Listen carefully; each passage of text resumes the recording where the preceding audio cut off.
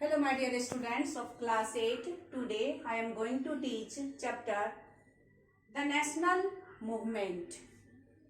इस मूवमेंट में हम लोग देखेंगे 1885 से लेकर 1918 तक का रिवॉल्यूशन.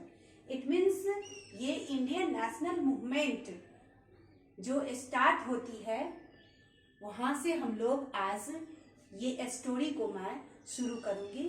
प्रीवियस चैप्टर में मैंने डिफरेंट टाइप्स के फोटोग्राफ्स आर्टिस्ट वगैरह को हम लोग उसमें पढ़े थे.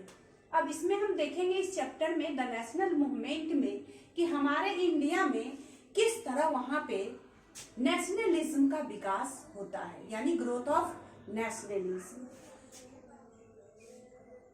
तो काउज इसके ढेर सारे काउज हैं. मैं फर्स्ट काउज में लिखी हूँ political and administrative unification of India, यानी कि political and administrative unification of India के अंतर्गत ब्रिटिश ईस्ट इंडिया कंपनी ने पूरे होल इंडिया में एक एडमिनिस्ट्रेटिव मेजरमेंट का उन्होंने यूज किए थे.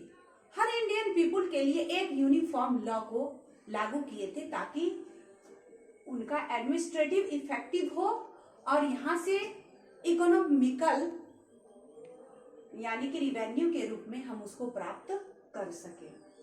ये फर्स्ट था पॉइंट काउज ऑफ. सेकेंड है economic exploitation of India.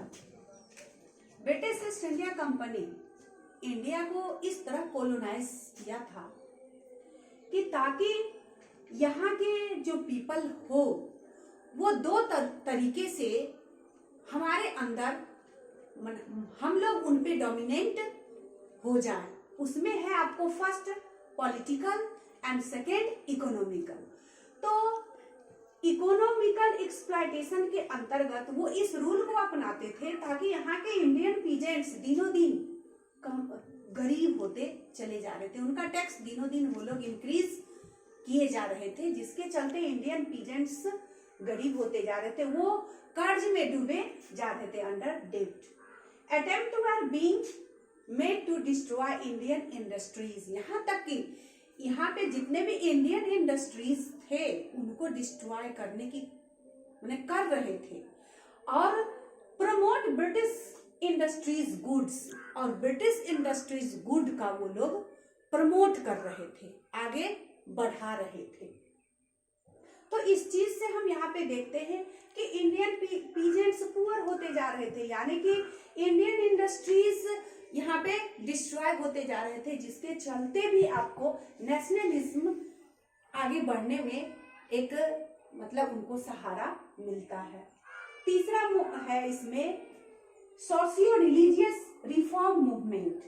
Socio religious reform movement में हम देखेंगे कि यहाँ पे इंडिया में ढेर सारे सोशल रिफॉर्मर्स इस इविल्स को हटाने के लिए, चाहे वो फॉरेन रूल हो या हमारे समाज में जितने भी इविल्स थे उन सब को दूर करने के लिए आगे आए थे, जिसमें कि मान लीजिए दयानंद सरस्वती हो गए, विवेकानंद जी हो गए और ढेर सारे इसमें प्रोमिनेंट लीडर थे जिन्होंने इस रिफॉर्म मूवमेंट में उन्होंने एक बहुत बड़ा रोल यानी वाइटल रोल अदा करके फॉरेन रूल को यहाँ से भगा देने की कोशिश किए थे. इसलिए लिखा है कि in 19th century Dayanand Saraswati, Swami Vivekananda played extremely signification role in arousing nationalistic passion against the foreign rule.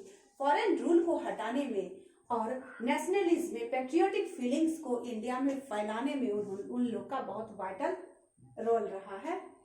अब एक जो फोर्थ पॉइंट है उसमें है इन्फ्लुएंस ऑफ वेस्टर्न एजुकेशन.